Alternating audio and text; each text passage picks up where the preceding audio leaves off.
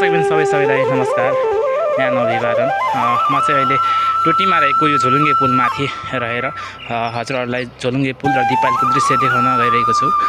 यो चाहिँ दिपायलमा रहेको 150-200 मिटर माथि अग्लो ठाउँमा रहेको यो झोलुङ्गे पुल हो। यहाँबाट तपाईँ देख्न सक्नुहुन्छ टोटीको विभिन्न ठाउँको दृश्यहरू एकदमै रमाइलो देखिराख्नु भएको छ। यो चाहिँ दिपायल हो। तल चाहिँ सेती नदी बगिरहेको दृश्य हजुरले देखिराख्नु भएको छ।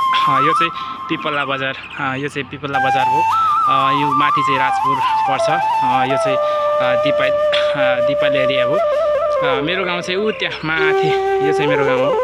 यहाँबाट राम्रोसँग मेरो गाउँको दृश्य देख्न सकिन्छ। यो चाहिँ सेती नदी बगिरहेको र यताउता धेरै नै रमाइलो दृश्य देख्न सकिन्छ।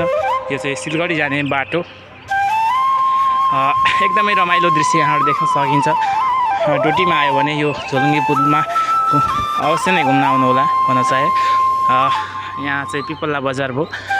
यो चाहिँ सेती नदी आफ्नै तरिकाले सुसेल्दै बगिरहेको दृश्य एकदमै रमाइलो रमणीय ठाउँ रहेको छ।